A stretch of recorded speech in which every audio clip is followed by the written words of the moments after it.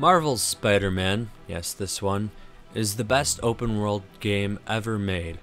Now this may be an extremely bold claim, but hear me out. With any open world game, and there are several subgenres, each comes with huge pros and cons. Spider-Man manages to get many of the pros from various subgenres while avoiding all of the cons from the entire genre, and it's still an entertaining, engaging, and simply fun game. Which, more than simply packing a ton of content in that you'll never finish, should be the goal of any game. The fact that it's an open world game that does this is even more impressive. I haven't even finished this yet, and I already want a sequel. From the first scene, it introduces the setting. It's not yet another reboot, thank God, and it's also not based on the recent movie or part of the MCU, though it does make some references to the Avengers and Black Panther here and there. As the camera pans through Peter's apartment, various newspaper covers of various ages show a sort of timeline of what's happened so far, who he's fought against, and more importantly, who he hasn't. He's still living in poverty while fighting crime is his main focus. There's a dead plant in the background, while his hero equipment is literally under a magnifying glass as it's being maintained and improved. He comes out swinging, so to speak, and the game shows you the most important mechanic, web swinging and city traversal. There's an entire skill tree that you can use to upgrade your movement potential when you level up, and it's a good thing because just moving around is fun on its own. Unlike many Spider-Man games where your webs swing through magic air pockets, you need to have something to attach your webs to, so going too high will slow you down, and going through Central Park is something you do on foot unless you put in a few upgrades. While the city isn't the size of any recent Grand Theft Auto, it's not small either, and there is a fast travel system that nobody likes having fun would ever use. Getting your speed up is pretty easy, and you can go from one side of the map to the other in no time at all if you use your web swinging abilities efficiently. Even then, as I said earlier, moving across the map is fun in its own right, so the biggest problem in all open world games, getting from one place to the other, is gone. While it might be nice to drive a car with the radio on in Grand Theft Auto type games, or interesting to parkour across rooftops in Assassin's Creed, I wouldn't call either actually fun. In Spider-Man, when you see that the next objective marker is 2 kilometers away, you get excited. First because of the thought of the kind of speed that you could build up at that distance, but also because there will be plenty to do on the way there. Like with most open world games, and modern ones in general I suppose, there are a variety of collectibles and optional tasks to find, get, and do. In most games, these are oversaturated to the point where there are so many of each type, with most of them not doing anything other than maybe a small XP or money reward, depending on the game obviously, that I personally don't bother trying to get a single one. Maybe if there's a tangible and immediate reward I'll go for it, but particularly in the middle of the Assassin's Creed series, starting with 3, which had you chasing dozens of scraps of paper in the wind, it just wasn't worth it. Now how is Spider-Man any different? Well, they do a few things I think are brilliant by, first, not having all collectibles everywhere at once. Types of collectibles and miscellaneous tasks are introduced one at a time as the story progresses. So if you want to do them, you aren't overwhelmed. Rather, you're encouraged to go do the few things that just appeared on your map. And if you aren't particularly interested, there aren't that many of each for the most part. The first type are backpacks that Peter left for himself to find years later for some reason. These are the most common, at 50-something total, but it seems like a lot less as you reveal district maps by hacking into district towers. Which I guess you could also consider a side task since they have a hacking minigame, but they're more of a necessity and trivial rather than towers in Assassin's Creed or Far Cry. As you reveal parts of the map, you see maybe 7 at a time, which is a manageable amount, so as you're on your way to one place or another, you stop to pick one up and eventually clear that district. The later tasks or collectibles that are revealed when the map is fully open only total 12 each across the whole city, which leaves it at 1 or 2 per district, not a very intimidating amount. The backpacks give you 3 things, some lore about what's inside, which could be anything from a high school gym shirt to an apartment lease application for him and Mary Jane right before they broke up. Fisk beat the hell out of me with these. I almost used them for evidence, until MJ pointed out I was trespassing, so I'd probably end up in jail. Typical Parker luck. So there's a bit of variety as to how important the lore is. You also get some XP and a backpack token, which you use for crafting and upgrading gadgets and unlocking suits, one of which you get by finding all the backpacks. Other collectible types include taking pictures of landmarks, finding places Black Cat has robbed as she leads you on a wild goose chase, a total of 12 locations with another suit as a reward for getting them all, research stations which have a wide variety of minigames suitable more for Peter Parker than Spider-Man, and chasing and catching pigeons. It makes a little bit more sense in context, only a little bit. All the collectibles reward you tangibly and immediately with XP and one of 6 types of tokens used for upgrading.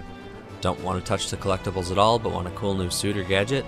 Instead of picking flowers or dumpster diving for scrap items like in other games, just go get a couple backpacks, take a picture of a famous building, do some science experiments. In the early game you need to make some tough choices, but in the middle tokens are plentiful enough so that you don't have to worry about it if you've been doing all the side stuff. The combinations of the gradual reveal of small groups of collectibles and side tasks that give immediate rewards is something that I think makes a huge difference when compared to the sheer overwhelming amount of stuff in, for example, Saints Row 4. You can see collectibles everywhere, and they give tangible benefits, but the sheer amount of them is off-putting to the point that I ignored them if it meant straying off my path. And the movement options in that game weren't too far off from Spider-Man's. There were also challenge missions everywhere that I barely touched because it was overwhelming. They were fun for the most part, but finishing one didn't lead to a sense of progression towards completion.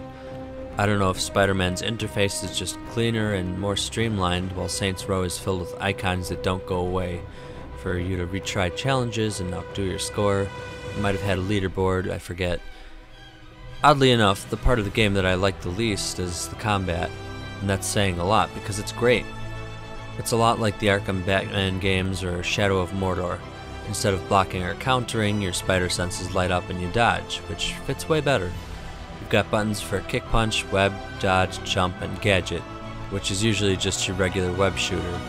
But these simple controls lead to a wide array of attack options, from an uppercut launcher leading into air juggling, to swinging into a webbed up enemy and knocking them off the roof, though he always webs them up to the side of the building because he's a hero. The biggest threat among common enemies is from these big guys who can't get knocked down or air comboed, and they're hard to dodge. Fortunately, nobody seems to be immune to a web to the face, and if it gets them stuck to the wall, even better. Combining perfect dodge, threat sensors, and finishers make this game play like Bayonetta with witch time and executions. Stealth sections play like the Arkham games as you go from beam to beam and either string up enemies or take them down silently with a kick. The story goes places and makes excellent use of the graphics engine and motion capture. Playing as Peter, you can see the frustration that created Doc Ock slowly start to form. Is anyone hurt? No, it was all my fault. The energy levels exceeded our expectations. From a certain viewpoint, that's a very positive development. It doesn't smell very positive. I assure you, in the next phase... Let's not get ahead of ourselves. Is there somewhere else we can discuss this? Maybe you should take the rest of the day off, Peter.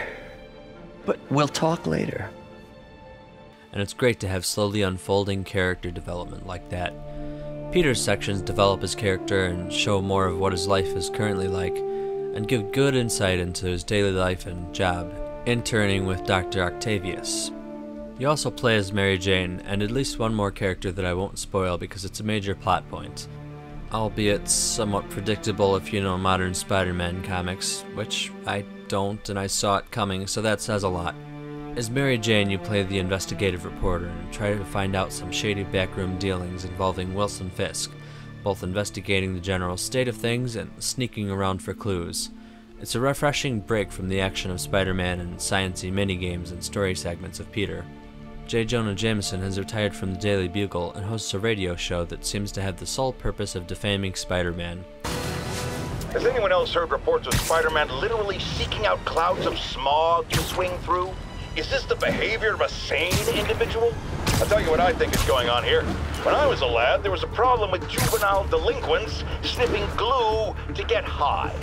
Knowing Spider-Man's weak moral character and thrill-seeking personality, I'd guess the same principle is at work here. But inhaling toxic substances also damages the brain, which actually explains a lot about Spider-Man. He's swinging through the city hopped up on smog. I don't like them putting chemicals in the water that turn the friggin' frogs gay. He's almost an Alex Jones figure with crazy theories that have only the slightest basis in reality, and everything seems to be Spidey's fault. It's funny when he starts to predict that Jameson will blame him for something, and then he does, of course. These radio segments seem to replace the ubiquitous audio logs that litter almost every modern game as a lazy way of telling the story. The only difference is that here you just hear them instead of having to hunt them down. Also, they're merely for entertainment and supplement the story than replacing it. It's just something that's good for a laugh.